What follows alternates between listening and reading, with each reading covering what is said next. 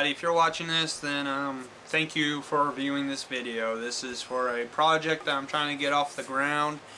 It's called The Shrine. It is a sort of slasher, horror, paranormal, lost footage kind of movie I'm working on. It's kind of got those little, I don't know what, hints of like Blair Witch, whatnot, kind of paranormal kind of activity, but it's also a slasher movie, horror. And I just wanted to go over like the story, because a while back I was trying to do a live stream and my connection was really awful and the live stream was just god awful. I did get a couple of questions and I'm going to answer them real quick. So people were wanting to know what the theme of the movie was. It's quite simple. The idea is there's a group of YouTubers who have a channel, but it's like starting to go downhill, and they're like, you know, they kind of like to go to these like trails and explore and try to find different little trails to explore, but they also like rate them. That's how I'm trying to explain it.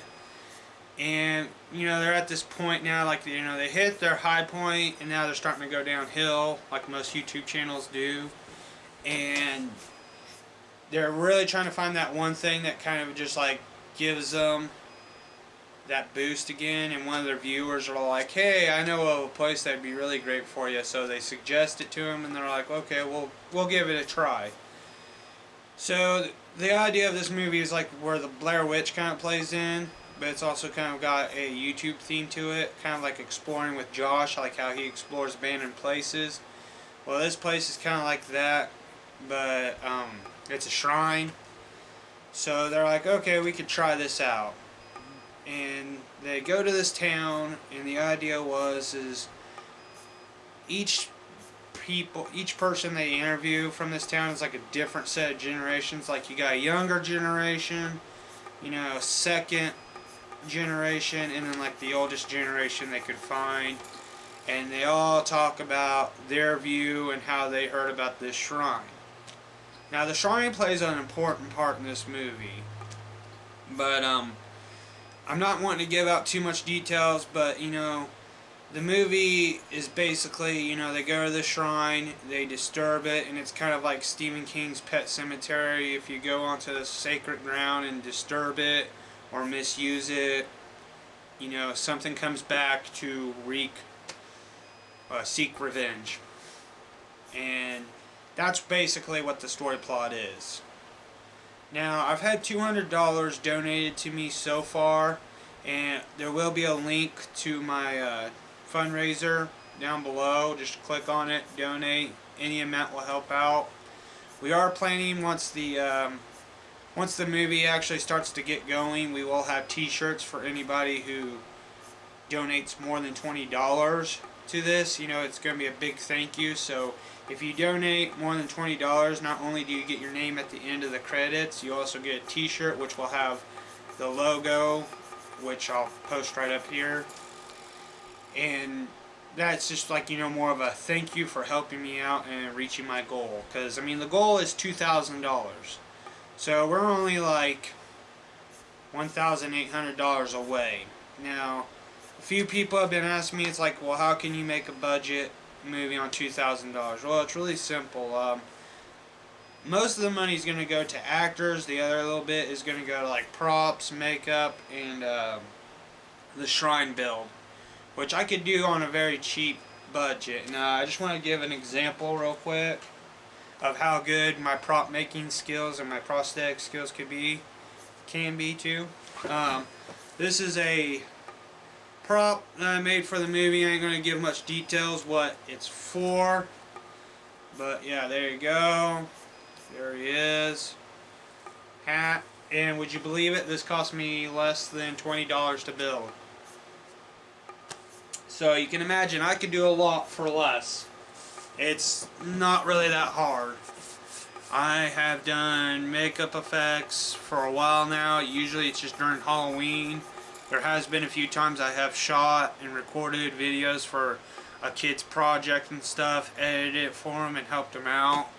So it's like my video editing skills have improved way much better, and my makeup and my crafting skills are a lot better. And I feel like, you know, with $2,000 I can make something really excellent.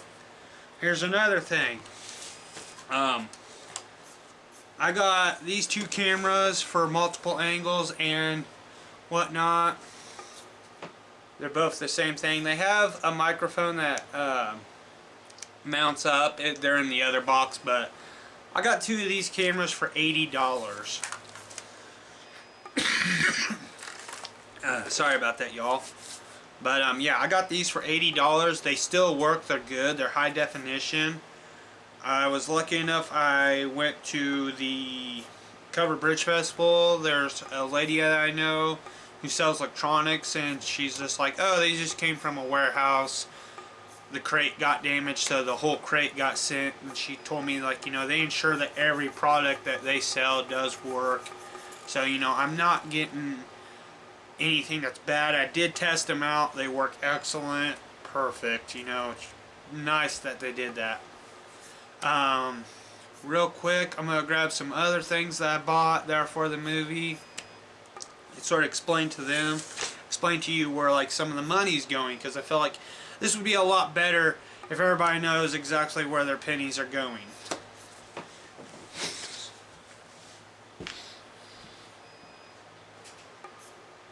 So, yet again, at the Cover Bridge Festival, I got 3 of these machetes for $12 because they were $4 a piece, which ain't bad.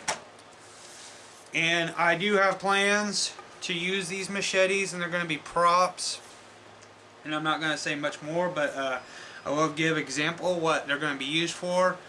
This is going to be like a hero machete.